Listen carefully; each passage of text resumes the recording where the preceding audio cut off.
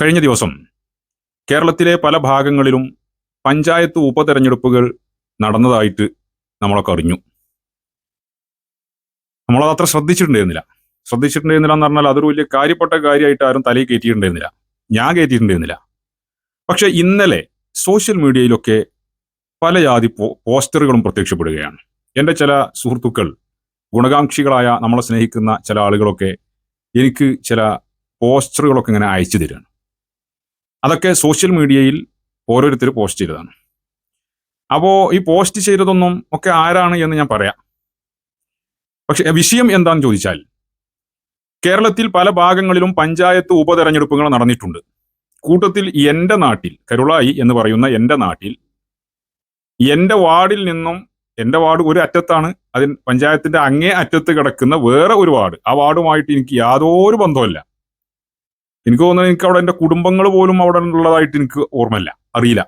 അത്രയും ഒരു ബന്ധവും ഒരു കണക്ഷനും ഇല്ലാത്തൊരു വാർഡ് വേറൊരു വാർഡുണ്ട്. അപ്പൊ ആ വാർഡിൽ ഇതേപോലെ ഉപതെരഞ്ഞെടുപ്പ് നടന്നിട്ടുണ്ട്. ആ തെരഞ്ഞെടുപ്പിൽ കഴിഞ്ഞ പ്രാവശ്യം വിജയിച്ച UDF സ്ഥാനാർത്ഥി ഈ പ്രാവശ്യവും വിജയിച്ചു. അപ്പൊ കഴിഞ്ഞ പ്രാവശ്യം കിട്ടിയതിനേക്കാൾ വോട്ട് കൂടുതലാണ് കിട്ടിയിട്ടുള്ളത്.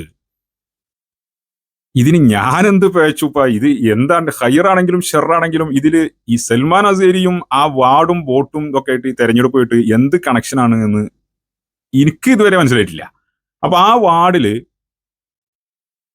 തെരഞ്ഞെടുപ്പ് നടന്നു എന്നും സ്ഥാനാർത്ഥി UDF സ്ഥാനാർത്ഥി വിജയിച്ചിട്ടുണ്ട് എന്നും ഞാൻ അറിയുന്നത് സ്വഹാബികൾ എന്നെ മെൻഷൻ ചെയ്തുകൊണ്ടും എന്റെ ഫോട്ടോ വെച്ചുകൊണ്ടും എനിക്കെതിരെ ദുഷ്പ്രചരണം നടത്തിയപ്പോഴാണ്.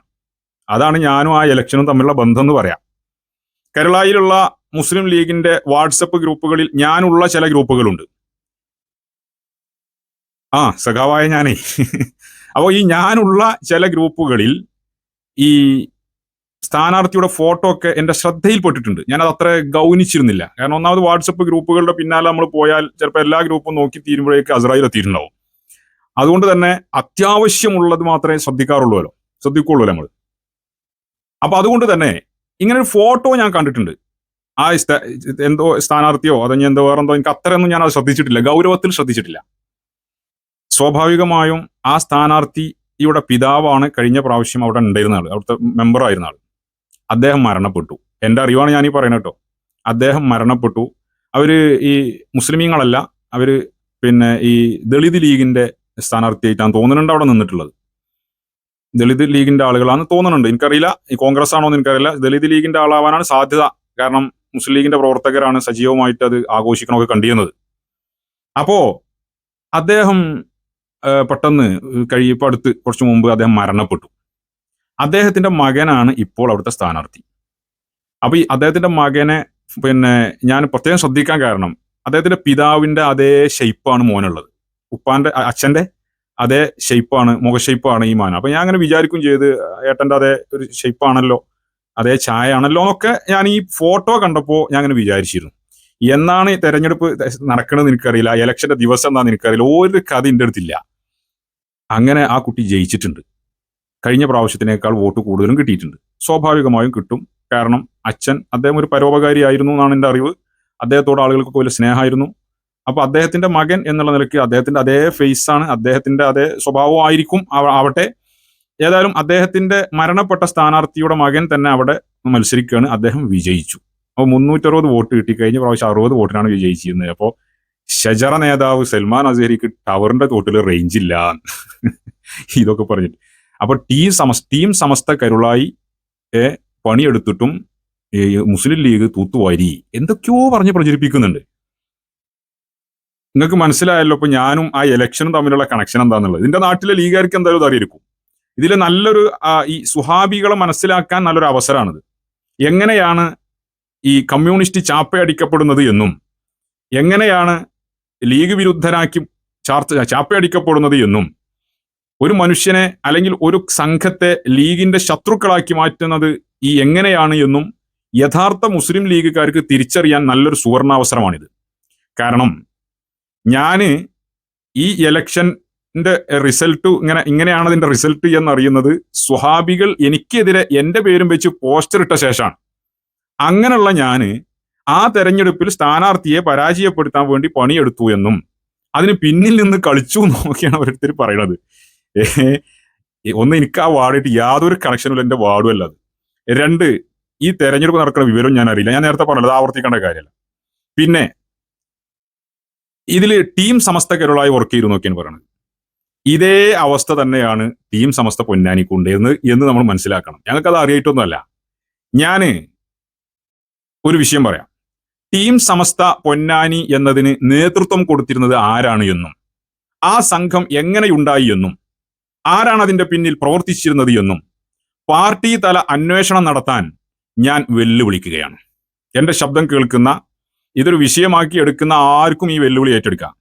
ടീം സമസ്ത പൊന്നാനി എന്ന കഴിഞ്ഞ പാർലമെന്റ് ഇലക്ഷനിൽ പൊന്നാനി കേന്ദ്രീകരിച്ചുകൊണ്ട് ഷജറകളുടെ സംഘം അല്ലെങ്കിൽ സമസ്തക്കാരുടെ സംഘം അല്ലെങ്കിൽ SKSSFന്റെ നേതാക്കൾ നടത്തുന്ന സംഘം എന്ന രീതിയിലൊക്കെ വ്യാപകമായി പ്രചരിപ്പിക്കപ്പെട്ട ടീം സമസ്ത പൊന്നാനി എന്ന ആ സംഘത്തിന്റെ തുടക്കം ഇവിടെ നിന്ന്, നേതൃത്വം ആരിലൂടെ, എന്തായിരുന്നു ആ സംഘത്തിന്റെ ലക്ഷ്യം, ഇത് മുസ്ലിം ലീഗിന്റെ പാർട്ടി തല അന്വേഷണം നടത്താൻ തയ്യാറുണ്ടോ?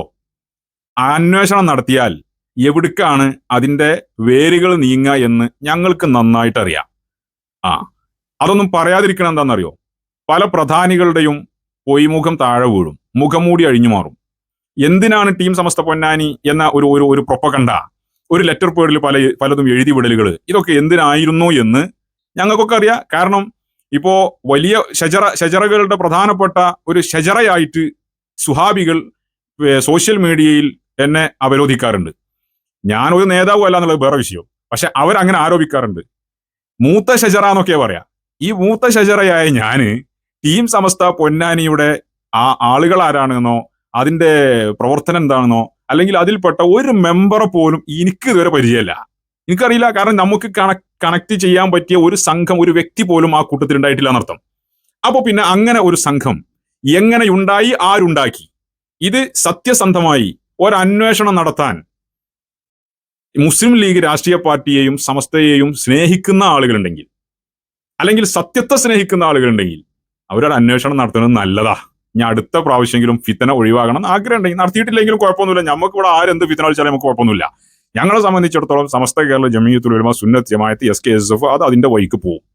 ചെയ്യാൻ പറ്റുന്നിടത്തോളം നമ്മൾ ചെയ്യും. സംസാരിക്കാൻ കഴിയുന്നിടത്തോളം നമ്മൾ സംസാരിക്കും. അമ്പെ പരാജയപ്പെട്ട് ഒന്നും ചെയ്യാൻ കഴിയാത്ത ശത്രുക്കൾ ഈ പ്രസ്ഥാനത്തെയും ഈ ആശയത്തെയും ഈ ആദർശത്തെയും നശിപ്പിച്ച് നാമാവശേഷമാക്കി നമുക്ക് വായനക്കാൻ കഴിയാത്ത ഒരു സാഹചര്യം വരുമ്പോ അപ്പൊ പഠിച്ചോനോട് നമുക്ക് പറയാം, റബ്ബേ ഇങ്ങനെ കൂടി സംസാരിക്കാൻ കഴിയില്ല റബ്ബേ എന്ന് പറയാം. അപ്പോ നമ്മളെ സംബന്ധിച്ചിടത്തോളം അത്രയേ ഉള്ളൂ. അല്ലാതെ വേറെ അവിടെ ഇലക്ഷൻ, ഇവിടെ ജയിക്കൽ, അവിടെ തോൽപ്പിക്കൽ, ജയിപ്പിക്കൽ, ഇതൊന്നും നമ്മളെ വിഷയമല്ല. അതന്നെയാണ് കരുളായിലും സംഭവിച്ചത്. ഞാനത് അറിയില്ല കൂട്ടരെ. അങ്ങനെ ഒരു ഇലക്ഷൻ നടന്ന വിവരം ഞാൻ അറിയണത് സുഹാബികൾ എന്റെ പേരിൽ ആരോപണങ്ങൾ ഉന്നയിച്ചുകൊണ്ട് രംഗത്ത് വരുമ്പോഴാണ്. എന്റെ നാട്ടിലെ മുസ്ലിം ലീഗ് രാഷ്ട്രീയ പാർട്ടി രക്തത്തിൽ അലിഞ്ഞു ചേർന്ന എനിക്ക് പരിചയമുള്ള ഒരു സഹോദരൻ, ഞാൻ പേരുകളൊന്നും പറയണില്ല, അദ്ദേഹം കോഴിക്കോട് നല്ലളം ഭാഗത്തുള്ള നമ്മളെ മുസ്ലിം ലീഗ് അല്ലത് മായിൻ ലീഗ് അല്ലത് മുസ്ലിം ലീഗ് എന്ന മുദ്രാവാക്യം വിളിച്ചു പോയില്ലേ, മുസ്ലിം ലീഗിൽ ഗ്രൂപ്പിസങ്ങൾ ചേർന്നൊരുത്തൻ, അവൻ ഫേസ്ബുക്കിൽ എന്റെ പേര് വെച്ചിട്ട് ഈ വിഷയം പറഞ്ഞിട്ട് പോസ്റ്റ് ഇട്ടിരുന്നു. പിന്നെന്തോ അത് ഡിലീറ്റ് ചെയ്ത്. അപ്പോ ആ പോസ്റ്റിന്റെ താഴെ എന്റെ നാട്ടുകാരനായ, ഞാൻ നേരത്തെ പറഞ്ഞ പോലെ മുസ്ലിം ലീഗ് രക്തത്തിൽ അരിഞ്ഞു ചേർന്ന് കിടക്കുന്ന എനിക്ക് പരിചയമുള്ള ഒരു സുഹൃത്ത്, ഇത് തെറ്റായ സന്ദേശമാണ്, തെറ്റായ വാർത്തയാണ്, അവിടെ അങ്ങനത്തെ ഒരു വിഷയം ഉണ്ടായിട്ടില്ല എന്ന് കമന്റ് ചെയ്തിരുന്നു. അതേപോലെ തന്നെ വാട്സപ്പ് ഗ്രൂപ്പുകളിൽ ഞാൻ അടക്കമുള്ള മുസ്ലിം ലീഗിന്റെ വാട്സപ്പ് ഗ്രൂപ്പുകളുണ്ട്. ആ വാട്സപ്പ് ഗ്രൂപ്പ് അതിലൊന്നും ഇങ്ങനത്തെ ഒരു ചർച്ചയൊന്നുമില്ല. അപ്പൊ നമ്മുടെ നാട്ടിലെ ലീഗർക്ക് അങ്ങനെ അവർക്കറിയാലോ ഞാൻ ആ വിഷയമായിട്ടൊരു കണക്ഷനും ഇല്ല എന്നുള്ള അവർക്കറിയാം. പക്ഷേ സുഹാബികളാണ് ഇതിന്റെ പിന്നിൽ പ്രവർത്തിച്ചത്.